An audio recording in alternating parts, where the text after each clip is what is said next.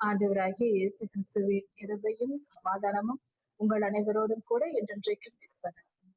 நான் உன்னை விட்டு விலகுவதும் இல்லை, உன்னை கைவிடுவதும் இல்லை என்று சொன்ன நமது ஆண்டவராகிய இயேசு கிறிஸ்து நம்முடனே கூட இருக்கிறார். சமாதானமாய்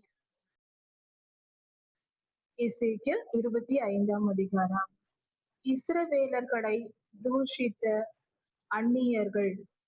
இஸ்ரவேல் தேசத்தை சுற்றிலும் இருந்த மற்ற தேசத்தின் ஜனங்கள் இஸ்ரவேலர்கள் படும் துன்பத்தை பார்த்து கேவலமாய் பேசினார்கள். இந்த நிலை இவர்களுக்கு வந்ததே என்று. யார் யார் இப்படி பேசினார்களோ அவர்களை எல்லாம் கர்த்தர் தண்டிக்கிறார். இப்படி ஒவ்வொருவராக அம்மோன் புத்திரர், ஏதோமியர், பெரிசியர் என்று ஒவ்வொருவராக கர்த்தர் தண்டித்து வருகிறார். அதிலே கர்த்தருடைய ஜனங்களை பரியாசம் செய்து கேவலமாய் பேசினவர்கள் தீருவின் தேசத்தார். இஸ்ரேல் தேசத்திற்கு வடக்கு பகுதியில் இருக்கிற தீரு தேசத்தாரை குறித்து இங்கு நியாய தீர்ப்பு கர்த்தர் கொடுக்கிறார். அவர்கள் என்னென்ன செய்தார்கள், அவர்களுக்கு என்ன தண்டனையை கர்த்தர் கொடுத்தார் என்று சொல்லப்பட்டிருக்கிறது. அந்த தீரு பட்டணம் வியாபார ஸ்தலமாய் இருந்திருக்கிறது. எருசலேமின் அழிவின் போது எருசலேம் அழிக்கப்பட்டதினால் அதன் வியாபாரமும் சேர்ந்து தீருவுக்கு வரும். அதாவது ஒரு ஊரில் 2 கடைகள் இருந்தால் ஒரு கடை மூடிவிட்டால் அந்த கடையின் வருமானமும் சேர்த்து இன்னொரு கடைக்கு வரும் அல்லவா? அது போல எருசலேம் நகரத்தார் அழிக்கப்பட்டதினால், அந்த நகரம் அழிக்கப்பட்டதினால் அதன் வருமானமும் சேர்ந்து தீருவுக்கு வரும் என்று அது மிகுந்த சந்தோஷம் அடைகிறது.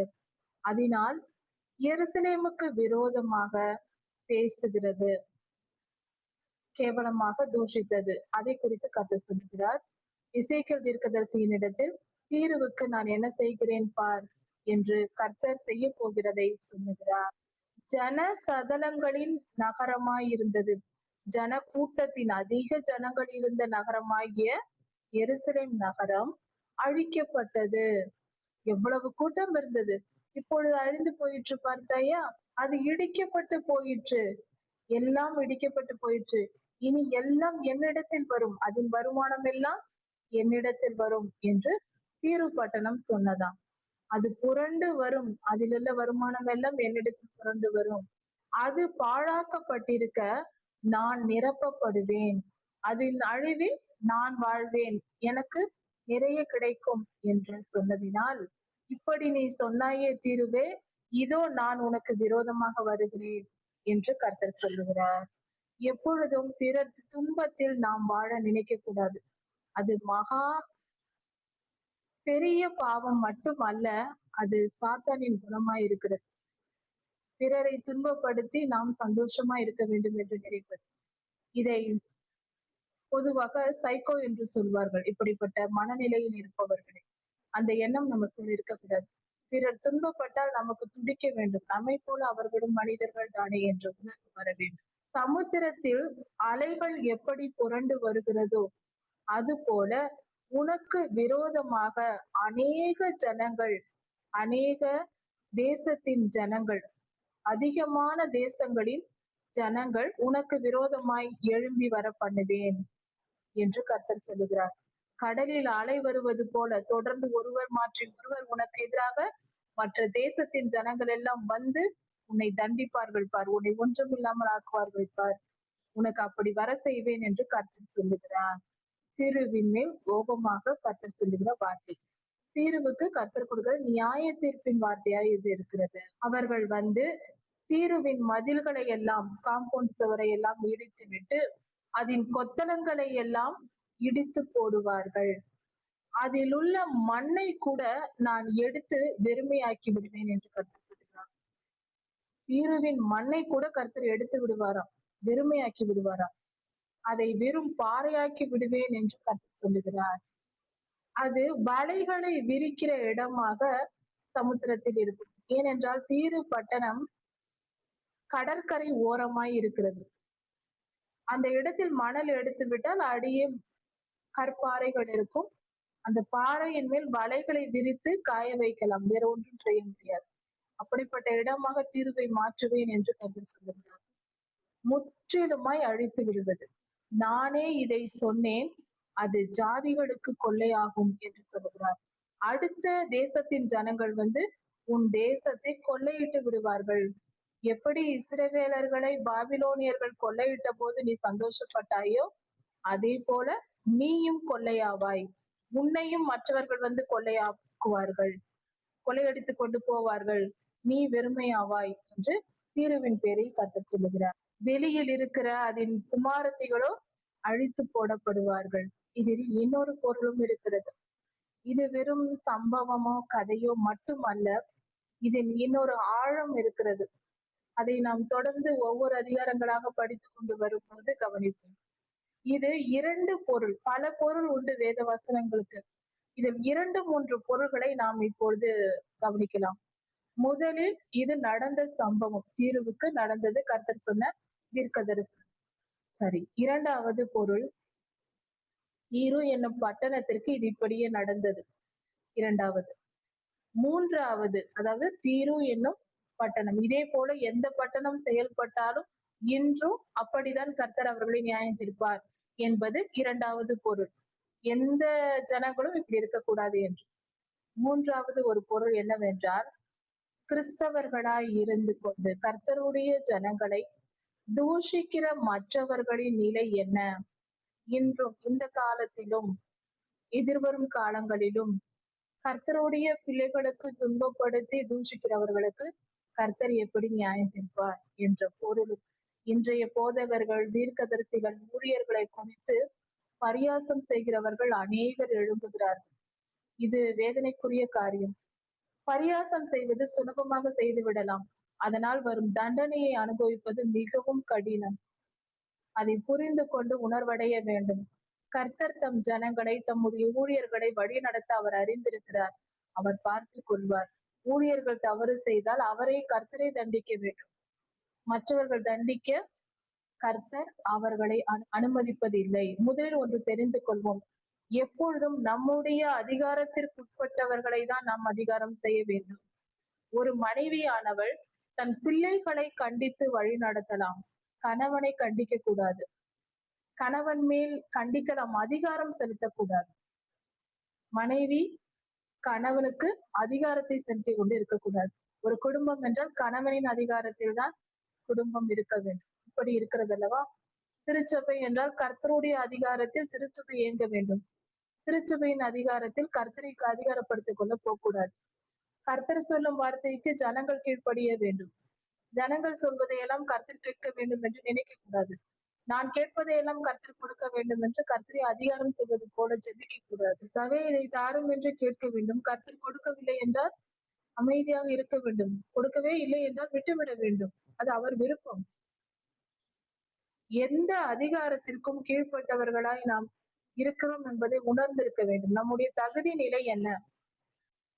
ஒரு ஆசிரியர் மாணவர்களை அதிகாரம் செய்து வழி நடத்தலாம். அதே ஆசிரியர் தலைமை ஆசிரியரிடம் போகும்போது தலைமை ஆசிரியர் சொல்வதை தான் ஆசிரியர் கேட்க வேண்டும். எங்கு கீழ்ப்படிய வேண்டும், எங்கு அதிகாரம் செலுத்த வேண்டும் என்று ஒவ்வொருவரும் புரிந்து கொள்ள வேண்டும். ஊழியர்கள் கர்த்தருடைய ஊழியர்களாய் இருக்கிறார்கள். கர்த்தரே அவர்களை அதிகாரம் செய்வார். பொது ஜனங்கள் எப்படி கர்த்தருடைய ஊழியர்களை அதிகாரம் செய்வது? நமக்கு அதிகாரம் இல்லை, நாம் அந்நியரா இருக்கிறோம். ஒரு ஊழியரை அதிகாரம் செய்ய நமக்கு என்ன தகுதி இருக்கிறது? அவர்களுக்கு என்ன சம்பந்தம்? எந்த அதிகாரத்தில் அப்படி செய்வது? எந்த நிறுவனமாயிருந்தாலும் குடும்பமாயிருந்தாலும் தலைவர் என்று ஒருவர் உண்டு. அந்தந்த இடத்தில் அவரவர் அதிகாரத்திற்கு உட்பட்டவர்களுக்கு தான் நாம் அதிகாரம் செய்ய வேண்டும். மிஞ்சி போய் செய்யக்கூடாது.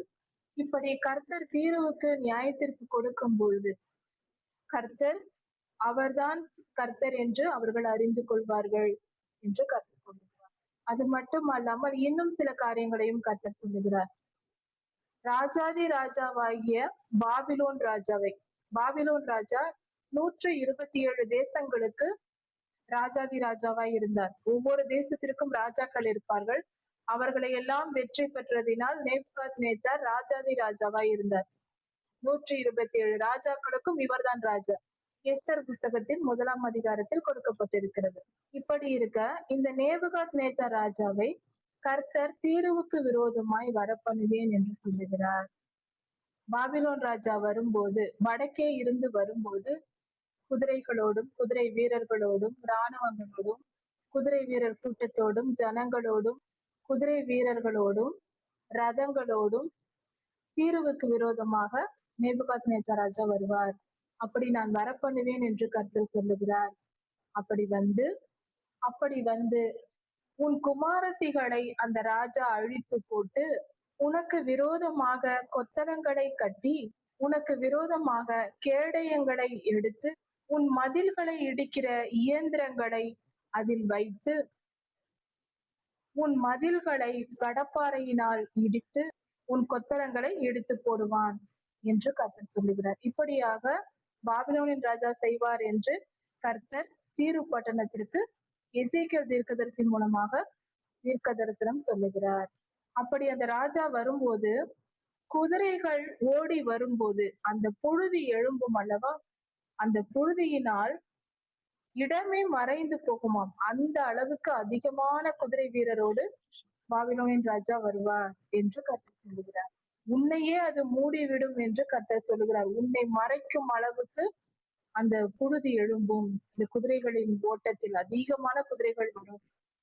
அது திறந்த வாசலுக்குள் ஒரு பட்டணத்தின் வாசலுக்குள் நுழைவது போல உன்னுடைய வாசஸ்தலத்திற்குள் நுழையும்.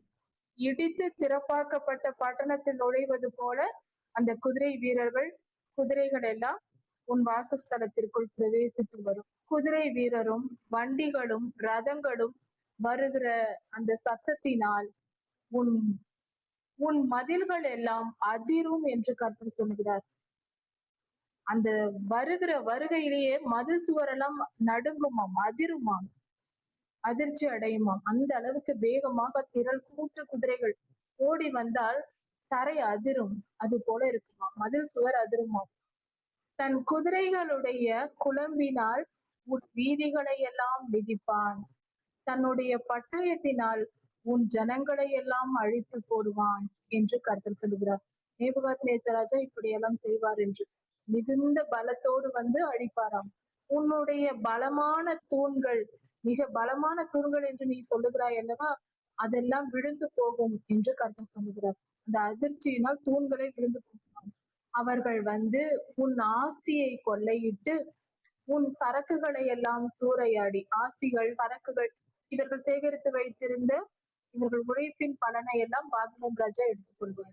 உன் மதில்களை எல்லாம் இடித்து உன் வீடுகளை எல்லாம் பாழாக்கி நீ சேர்த்து வைத்திருக்கிற கல்லுகள் மரங்கள் போன்றவற்றை எல்லாம் கடலிலே போட்டு விடுவார் நேபுகாத்நேச்சார் ராஜா என்று கர்த்தர். உன் கல்லுகள் மரங்கள் மண் இவைகளையும் கடலிலே போட்டு விடுவார்களாம். ஒரு காரியத்தை இங்கு கவனிக்க வேண்டும். மண்ணை எடுத்து கடலில் போடுவார்கள் என்று சொல்லும்போது ஒரு தேசத்தின் மண்ணை எடுத்து எப்படி போடுவார்கள் என்று நமக்கு தோன்றும். இன்றும் சில இடங்களில், பூமியில் சில இடங்களில் கடலில் மண்ணை குவித்து வைத்து அதை ஒரு தீவு போல மாற்றி அங்கு பட்டணங்களை கட்டுகிறார்கள். கடலில் இருக்கிற மணலை குவித்து அதை தரையாக்கி, கடல் நடுவே தரையை உண்டாக்கி, மணலை குவித்து தரையை உண்டாக்கி அதில் பட்டணமாக்கி அதை அழகாக அலங்கரித்து சுற்றுலா தலமாக பட்டணமாக மாற்றுகிறார்கள். வியாபாரம் நடக்கிறது. இப்படிப்பட்ட காரியம் நடக்கிறது. இதனால் அந்த தேசத்திற்கு பெரிய வருமானம் கிடைக்கிறது. இப்படிப்பட்ட இடங்கள் இருக்கிறது. இன்று இந்த காலத்தில் இது செய்யப்படுகிறது. கர்த்தர் இதைதான் சொல்லுகிறார். இந்த மண்ணை, கடலிலிருந்து மண்ணை எடுத்து குவித்து அவர்கள் தீவுகளை போல உருவாக்குகிறார்கள் அல்லவா, அதை மீண்டும் கடலில் போட செய்வேன் என்று கர்த்தர் சொல்லுகிறார். இது நடந்து முடிந்த சம்பவமாக தோன்றினாலும் இது நடக்க போகிற ஒரு காரியமாய் இருக்கிறது. இந்த அதிகாரத்தின் வசனங்கள் எல்லாம் தீரு என்னும் ஒரு பட்டணத்தை குறிப்பது மட்டுமல்ல, இதன் பின்னால் மிகப்பெரிய தீர்க்க தரிசனம் மறைந்திருக்கிறது. அதாவது தீரு என்று சொல்லும் போது பொல்லாதவன் ஆளுகை செய்யும் தேசமாய் இருக்கிறது. அந்த தேசத்திற்கு கர்த்தர் இனிவரும் காலங்களில் கொடுக்கப்படும் அழிவை கர்த்தர் இங்கு சொல்லுகிறார். இதை குறித்து விளக்கமாக கொஞ்சம் கொஞ்சமாக பார்க்கலாம். உன் பாட்டுகளின் சத்தத்தை நான் ஓய பண்ணுவேன், உன் சுரமண்டலத்தின் சத்தத்தை நீ இனி கேட்பதில்லை என்று கர்த்தர் சொல்லுகிறார். பாட்டு சத்தம், சுரமண்டல சத்தம், மியூசிக், இனிமையான இசைகள் எல்லாம் கேட்க முடியாது என்று சொல்லுகிறார். முற்றிலுமாய், அதாவது இது கொஞ்ச காலம் நடக்க போகிற காரியம் அல்ல, இது கடைசி நாளின் நியாய தீர்ப்பை குறிக்கிறது. கர்த்தருடைய இரண்டாம் வருகையில் கர்த்தர் இந்த தீரு என்னும் பட்டணத்தை அழிக்க போகும் ஒரு காரியத்தை குறிக்கிறது.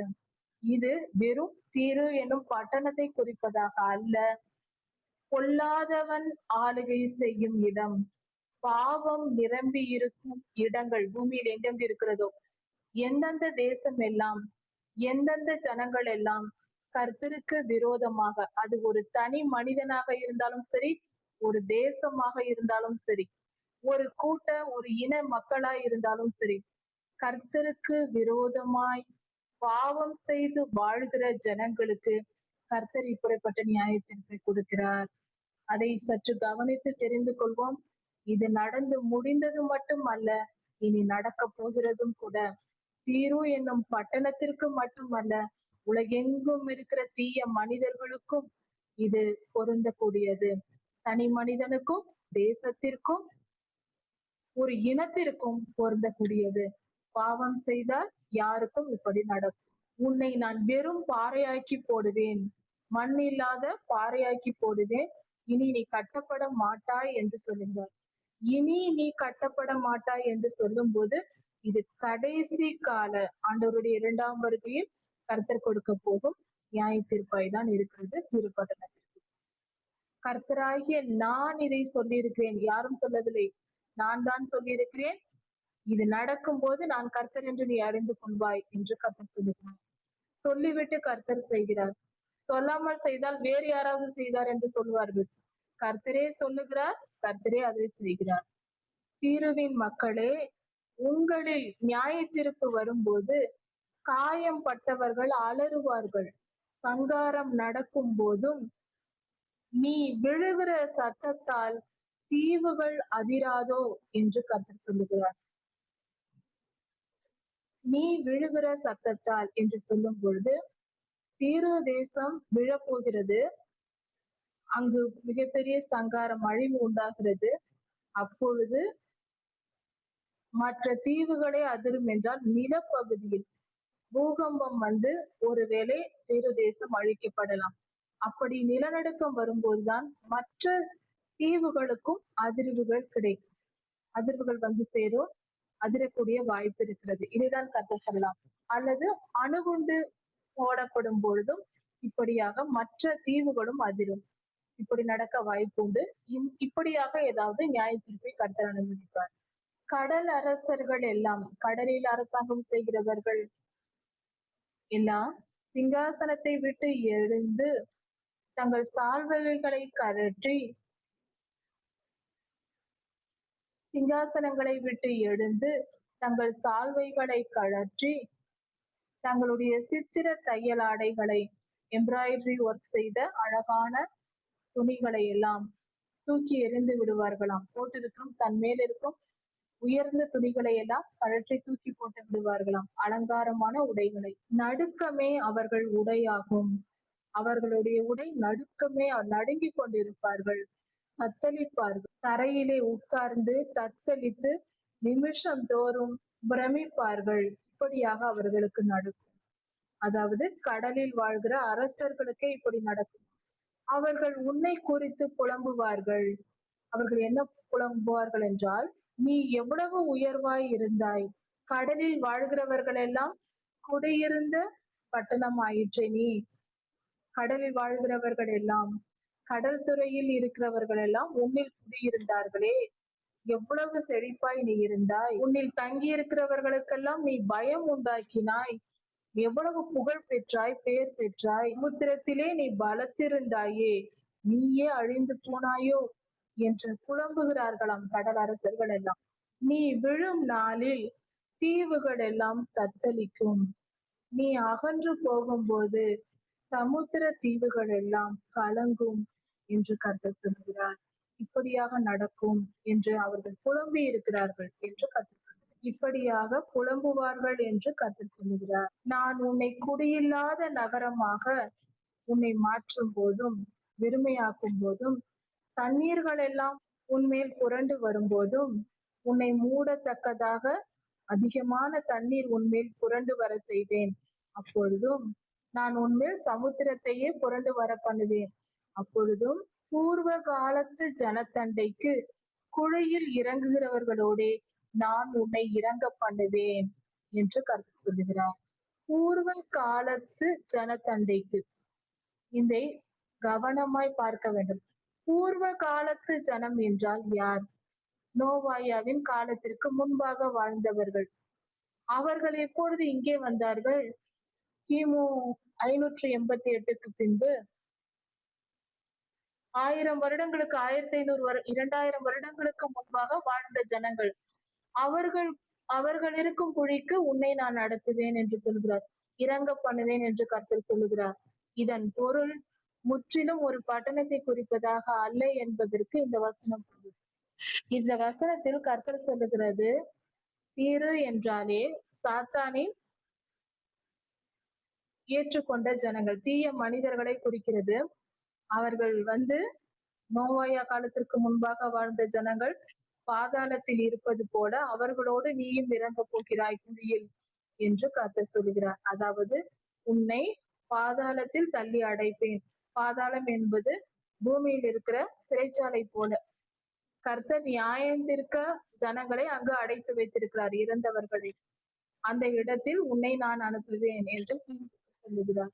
நீ மீண்டும் குடியேறாதபடிக்கு, பொல்லாத ஆவிகள் மீண்டும் பாதாளத்திலிருந்து மேலே வராதபடிக்கு கர்த்தர் குழியில் உன்னை இறங்க பண்ணுவேன் என்று கர்த்தர் சொல்கிறார். நிரந்தரமாக பொல்லாத ஆவிகளை கர்த்தர் பாதாளத்தில் தள்ளி அடைக்க போகும் செயலை சொல்லுகிறார். இது இன்னொரு விளக்கம் என்னவென்றால், இது ஆண்டவராகிய இயேசு கிறிஸ்து சிலுவையில் வெற்றி பெற்றதையும் குறிக்கிறது. பொல்லாத சாத்தானை பாதாளத்தில் கர்த்தர் அடைத்தார். சாத்தானின் பற்களை உடைத்து போட்டார் என்று வேதம் சொல்லுகிறது. இதைதான் இந்த வசனம் குறிப்பிட்டு சொல்லுகிறது. பொல்லாதவன் அழிக்கப்பட்டு போகிறான். இந்த இடமாவது, இந்த தீரு என்று சொல்லப்படுவது வலு சர்ப்பத்தை குறிக்கிறது. வலு சர்ப்பமானது பாதாளத்தில் அடைக்கப்படும் அந்த செயலை சொல்லப்படுகிறது. சாத்தான் பாதாளத்தில் அடைக்கப்பட போகிறான். ஜீவனுள்ளோருடைய தேசத்திலோ மகிமையை விளங்க பண்ணுவேன். ஒரு விதத்தில் பார்த்தால் சிலுவை மரணத்தில் கர்த்தர் சாத்தானை ஜெயித்து 3ஆம் நாள் உயிரோடு எழும்பி வருகிற செயலும் இதன் பொருள்படுகிறது. ஜீவனுள்ளோருடைய தேசத்திலும் மகிமை விளங்க பண்ணுவேன். பூமியில் பரலோகத்தில் மகிமை உண்டாகும் கர்த்தருக்கு. முழுக்க சிலுவை மரணத்தை தான் குறிக்கிறது. உன்னை மகா பயங்கரமாய் வைப்பேன், இனி நீ இருக்க மாட்டாய் என்று கர்த்தர் சொல்கிறார். நீ தேடப்பட்டாலும் இனி காணப்பட மாட்டாய், தேடினாலும் உன்னை பார்க்க முடியாது, நீ இனி இருக்க மாட்டாய் என்று கர்த்தராகிய ஆண்டவர் சொல்லுகிறார். கடைசியாக சாத்தானை அக்னி கடலில் போட்டு அழிக்கும் செயலையும் கர்த்தர் இங்கு உண்மையாக சொல்லுகிறார். சிலுவை மரணத்தில் கர்த்தர் சாத்தானை, உலகத்தில் இருக்கிற எல்லா பொல்லாத ஆவிகளையும் வெற்றி பெற்று, அதன் தலைவனான சாத்தானை வெற்றி பெற்று, வலு சர்ப்பம் அதுதான், அதை வெற்றி பெற்று பாதாளத்தில் தள்ளி அடைத்தார். அதை தான் என்று சொல்லப்படுகிறது. அதாவது இதன் பொருள், பூமியின் மேல் அவன் முழு அதிகாரத்தை பெற்றிருந்தான். ஆதாம் ஏவாள் பாவம் செய்தபோது 2ஆம் ஆதாமாக ஆண்டவர் வந்தார் என்று சொல்வது இதனால்தான். ஆதாம் ஐயா சாத்தானிடத்தில் இழந்த பூமியை கர்த்தர் அவன் பல்லை உடைத்து அவனை வெற்றி பெற்று பரிசுத்தமாய் வாழ்ந்து அவர் மீட்டு கொண்டார். இந்த பூமி அவன் அழிக்கப்பட்டான். அவன் அதிகாரம் பூமியின் மேலிருந்து எடுக்கப்பட்டது. இதைதான் இங்கு சொல்லப்பட்டிருக்கிறது. இப்படியாக கர்த்தர் இந்த தீருவுக்கு நியாய தீர்ப்பை கட்டளையிடுகிறார். தீரு பட்டணமும் நியாய தீர்ப்பை பெறுகிறது. இதன் 2ஆம் பொருளாக சாத்தான் அழிக்கப்படுவது இங்கு சொல்லப்பட்டிருக்கிறது. இதை குறித்து தொடர்ந்து அடுத்த வசனங்களில் பார்க்கலாம். கர்த்தர் உங்களை ஆசீர்வதிப்பாராக. ஆண்டவராகிய இயேசு கிறிஸ்து சீக்கிரமாய் வரப்போகிறார். அவருடைய வருகைக்கு நாம் ஆயத்தப்படுவோம். மாரநாதா.